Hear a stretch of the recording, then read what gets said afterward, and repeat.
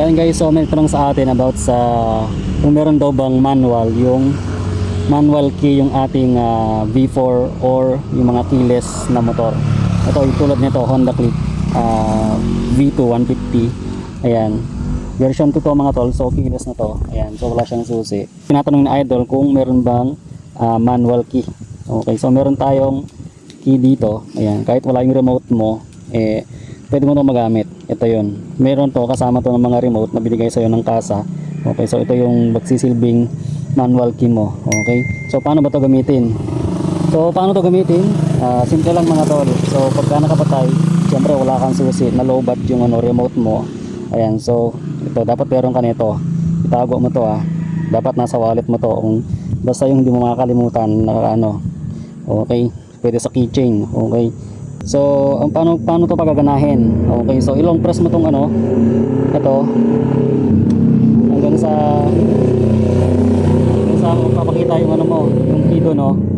Ayan, yung key dyan, magpapakita yan. So ngayon, syempre wala kang remote, hindi mo siya ma-open, diba? So ngayon, pag blink yun, isa-isa mo itong pindutin.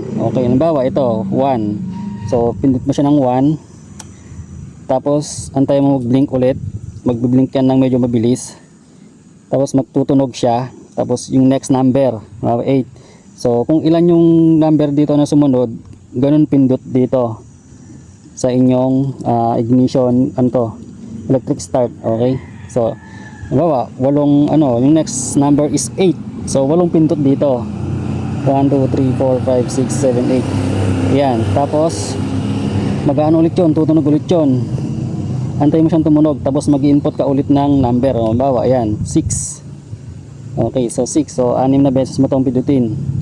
So syempre medyo matagal lang kasi syempre manual nga, di ba? So at least mapagana mo siya, di ba? Aandar yan mga tol pagka input mo lahat tong number na nandyan. Okay, so sana nakatulong to Idol sa'yo. So yan yung tanong mo. Okay, so sa mga naka-keyless dyan na naubusan ng battery yung remote, ayan, pwede nyo gamitin to mga tol. Share nyo yung video para marami tayong matulungan na nalobat yung mga remote, okay, ng mga keyless na motor. Okay, so yun lang mga tol. Yan, huwag mo nakalimutan mag-follow and subscribe sa ating YouTube channel. Okay, ride safe everyone mga tol. Once again, this is Motonatics. Bye bye.